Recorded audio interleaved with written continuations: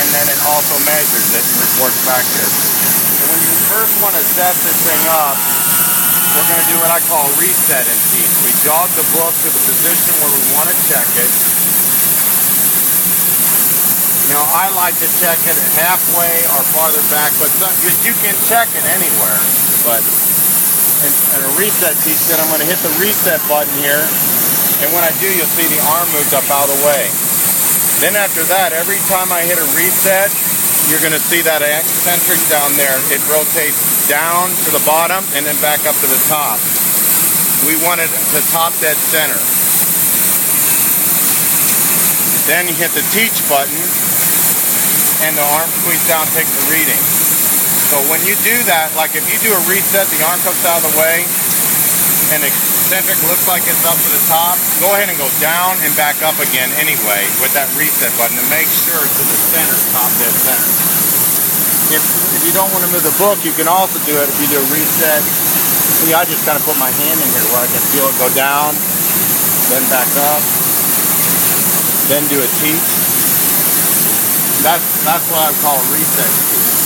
From here on out, as the line runs, anytime you hit teach, on the fly, it will take the last book it measure and say this is a good book. So I like to run it through one more time, run a book through and hit that teach one more time. See how it measured that one at 0.0144, but a good one's 0.0139. If I hit teach, now 0.0144. That's a teach on the fly. Let's say you're running along, you know the books are good, all of a sudden the Caliper starts kicking books out. You go hit that teach, it'll take that last book and say, this is a good one, right while you're running. You better make sure the last one. You better make this a good one, yeah.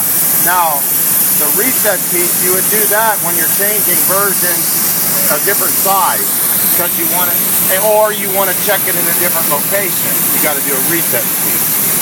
Of course, I already showed you your tolerance. Right now, we're doing 1/1000 plus or minus, because that's what it took to detect that. I try to set that as wide as I can, and it can detect the smallest thing. You start running books that are 1/2 inch thick or something like that, you know what I mean? You may have to open that up if you're running a bunch of 8-pagers. It'll get it. It'll get it if your books are perfect, but usually your variation in paper in a book that big is what you got to worry about. Of course, the marquee says whether it's a good book or a bad book.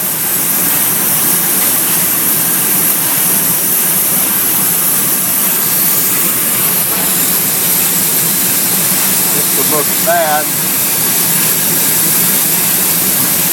How bad is it? Is it still here or not? Okay. That'd be easier.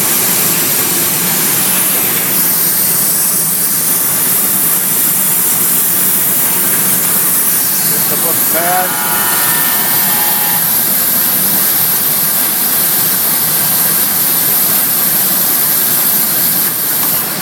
The red light flashes. Well, that says, I don't know why that says it's not. Got it in the next book. Oh, it's already into the next book. That's right. The eye already said. Must have said. But anyway, the red light flashed, and you can hear it's going to read. It's going to wait till the book gets down there and it kicks that solenoid out. Any questions at this point? Shows you what the last bad book was measured at. Under more, auto teach. What that is as the line's running, if you have auto teach on, it looks at what this value of the sampler is set to, which we got it set to 20 now. What that's saying is that if 20 books go through this machine that are within 1/1000 of an inch of each other, it's going to take all 20 sizes, add them together, divide by 20, and then it's going to reset your teach value to that. That way it can learn an average on the fly. And it only learns them within 1/1000 of the good book size. So let's say you open your tolerance up to 5,000, plus or minus 5, and you have a whole bunch of books go through. They're like 4,500, so they're just making under radar. It won't average at 4.5. They got to be within 1,000 and a half. That way it's not. That way it doesn't work its way away from what a good book is. Now, some people run. I recommend running that all the time. You see it's on or off. Some people aren't comfortable running that, so they won't use it at all. Some people like to turn on and just maybe run it for 5-10 minutes to get a good average and shut it off. That's up to you. I think you'll find that it works well for you the way it is. Your bad book counters, and you'll see it has function keys. You can either hit it here or you can hit F3 there for function. Maybe not, I'll have to fix that. Here's what we've been running since we've been messing around. We've had 1 thick book, 25 thin books, and 62 good books. Total production, total bad books. You can reset each counter individually by clicking on them. So you'll know how many Caliper bad books you've run. This OSM, that's your oblique sheet. Well, before I get to that, this technical screen, we were in on that, right? This 0 has to do with setting this thing to 0. I think you've kind of seen what I do, but I recommend not doing that, you know what I mean, without talking to me or something. But you get the idea. Is basically, if you change its value, you need to, so you can get the caliper when it squeezes nothing to read 0. This Force 300, that has to do with the squeeze, so the amount of squeeze it puts on a product. I think you're always going to be able to run that at 300. But if for some reason you start running some books that are real thick and you're not able to detect the sig, you may need to increase that. I would move it in increments of 100. If you change that force, then you're going to have to do a reset teach in order for it to take effect, because that's when it actually uses that force. When the arm comes up on a reset, then when you do a teach, it's going to keep coming down until it gets some resistance of the encoder. When it's 300 pulses of the encoder out of sync resistance, that's when it's going to stop, and it's going to say that's a sweet spot.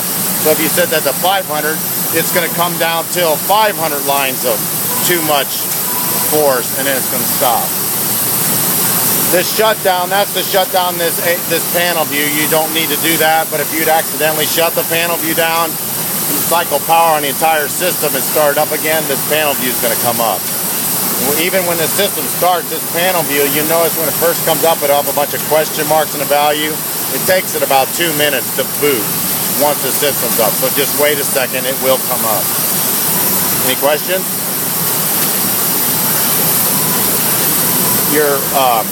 Back to your OSM, your oblique sheet monitor. Basically, the way you teach an OSM is you run a good book through it, and you hit the teach, and that's how it learns the length of a book. Right now, your books are about 11.5 inches long, it looks like. So if I run let me see this here, man.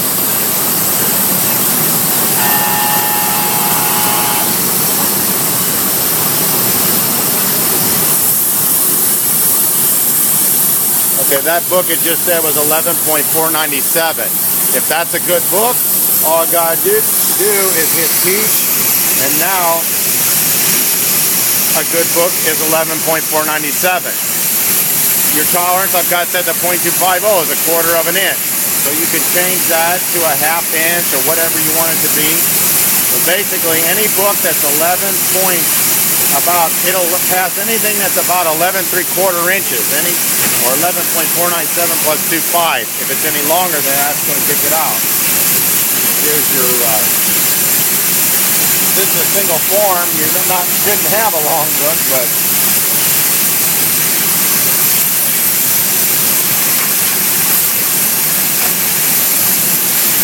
dang.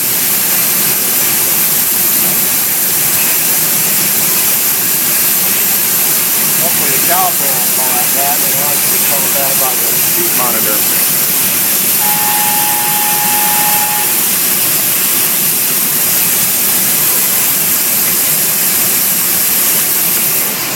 Okay, that book was too long. It was actually read it at 12.944. So it's going to get kicked out with the rest of them. You can turn it on or off. F2 turns the oblique sheet monitor off. If you have these eyes also, we need to move that down. Looks like that's being stripped there.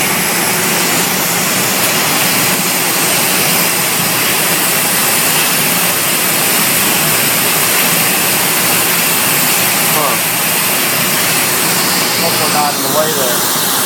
Anyway, if an eye gets tripped, if this one gets tripped, it's going to think it's hanging too low, it's cursed, you can move that to this bracket too, which is what we have. Then this here eye, we're going to have to send you a new one because it doesn't, apparently, we got to get a shorter eye in there, but that's the same thing. If you want to defeat the long skirt, you can unplug the eye. So basically, if the OSM's on, these eyes are going to detect if a skirt is hanging over. This one is measuring the length of the book. And that eye in there, the caliper only measures the book when it sees that eye, sees the book.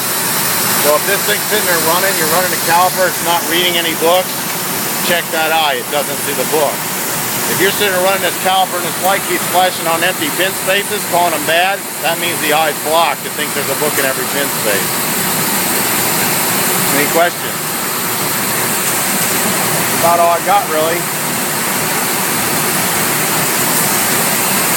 Yeah, how long you guys gonna be here? As soon as we get that one up and going, we're out of here. Are you gonna put one on the other one too then?